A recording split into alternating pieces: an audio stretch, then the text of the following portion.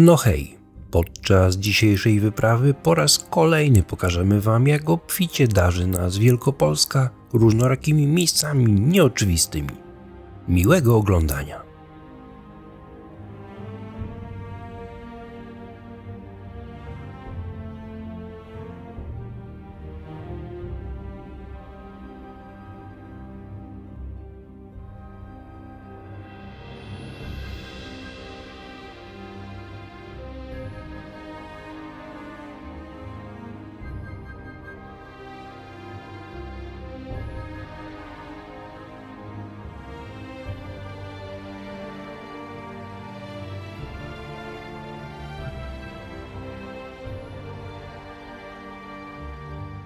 W Kęszycach gmina Sieroszewice znajduje się na niewielkim wzniesieniu w lesie, rozbity w latach 50. XX wieku i wciąż niszczejący zabytkowy grobowiec Konstantego Koseckiego.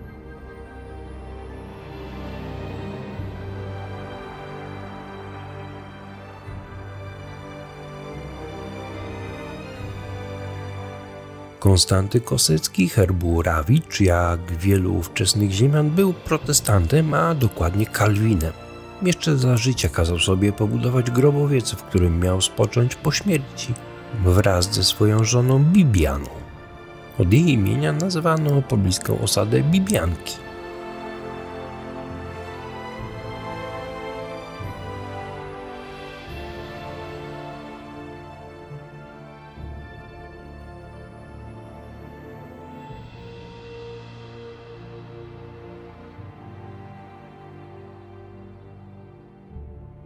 Kosecki był wybitnym polskim działaczem społecznym, gospodarczym i patriotą, dowódcą oddziału w Powstaniu Wielkopolskim w 1806 roku.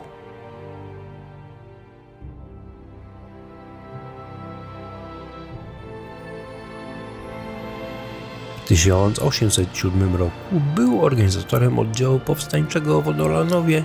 W kampanii tej dosłużył się stopnia kapitana.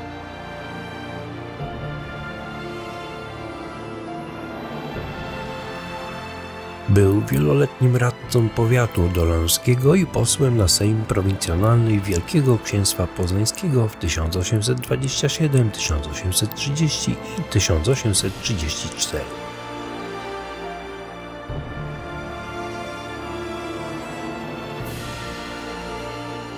Określano go jako niestrudzonego obrońcę polskości.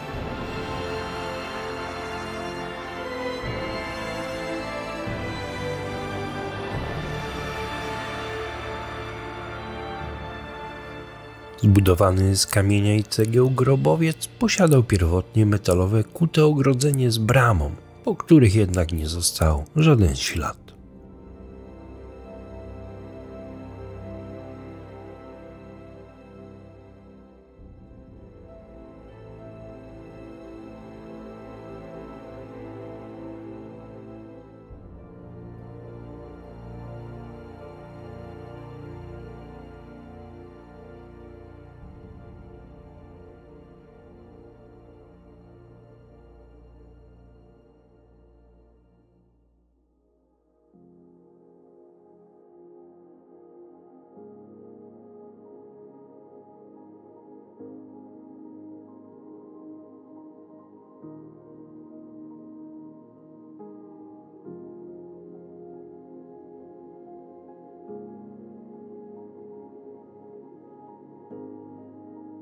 Na zachodnim brzegu Warty, w odległości kilometra od miasta, znajdują się ruiny Zamku Królewskiego.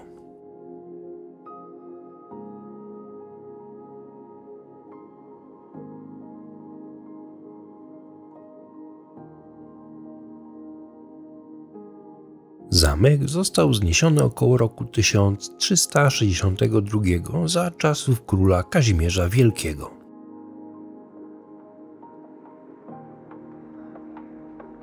Jego zadaniem była ochrona środkowej Wielkopolski przed najgroźniejszym wówczas wrogiem Polski, czyli zakonem krzyżackim.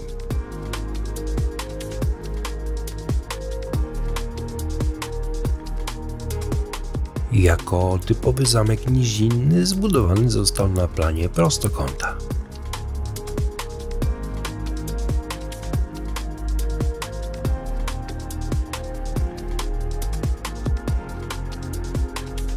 Otoczony był czworobokiem masywnych ceglanych murów usadowionych na kamiennym fundamencie.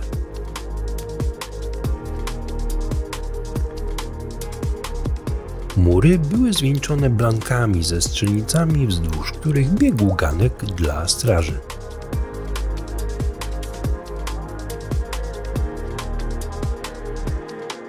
Wysoka, 40-metrowa cylindryczna wieża u podstawy czworoboczna strzegła warownię od strony największego zagrożenia.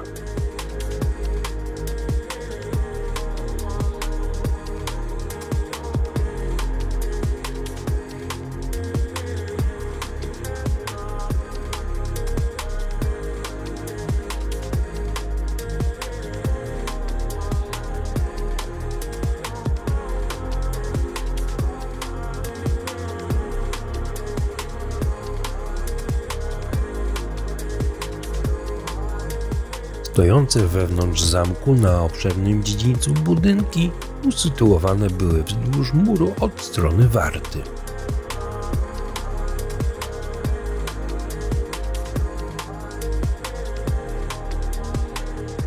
W roku 1452 kolska twierdza była miejscem spotkania króla Kazimierza Jagiellończyka z przedstawicielami Związku Jaszczurzego w celu wzniesienia buntu przeciw Krzyżakom.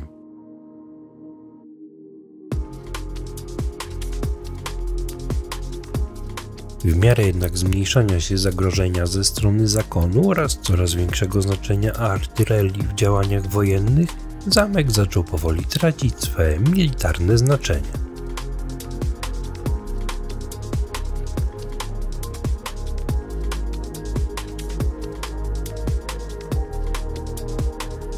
Będąc typową średniowieczną warownią, nie przystosowaną do użycia broni palnej, już pod koniec XVI wieku zaczął popadać w ruinę.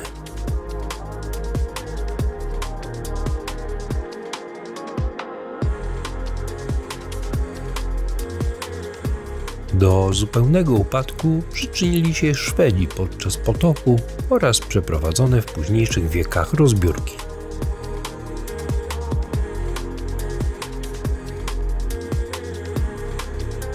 W tym narożniku znajdowała się pierwotna wieża mieszkalno-obronna z czasów Łokietka.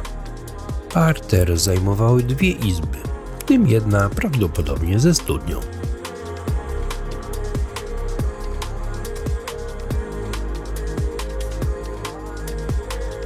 Podania ludowe mówią o głębokich podziemiach pod zamkiem. Podobno na początku XX wieku penetrowali je mieszczanie kolscy.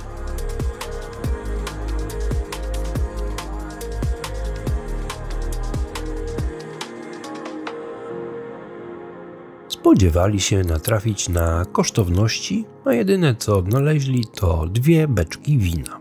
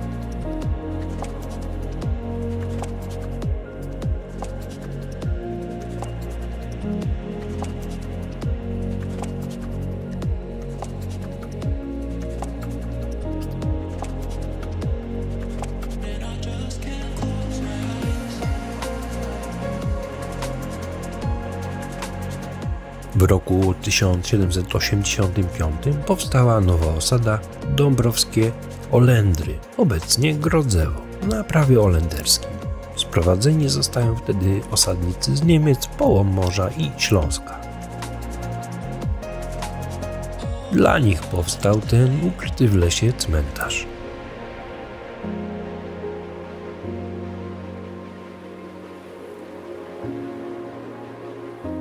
Mogiły są częściowo zdewastowane. Zachowały się tylko 4 płyty i podstawy krzyży nagrobnych.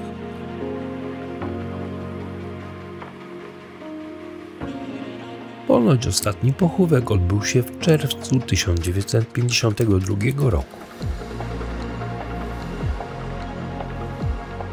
Pochowano wtedy panią Martę Siepkę, lat około 80, Niemkę, która została we wsi po 1945 roku, bo pozostali uciekli do Niemiec.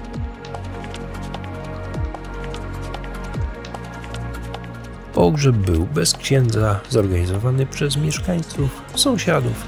Odmówiono modlitwy, usypano ziemną mogiłę, obecnie trudną do zidentyfikowania.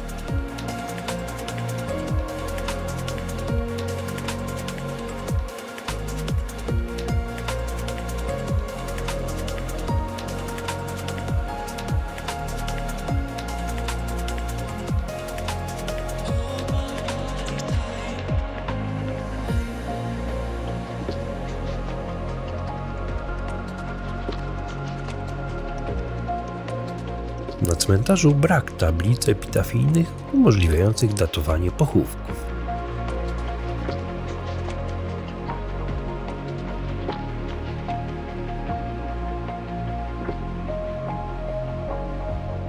I to by było na tyle. Do zobaczenia za tydzień. Trzymajcie się. Cześć!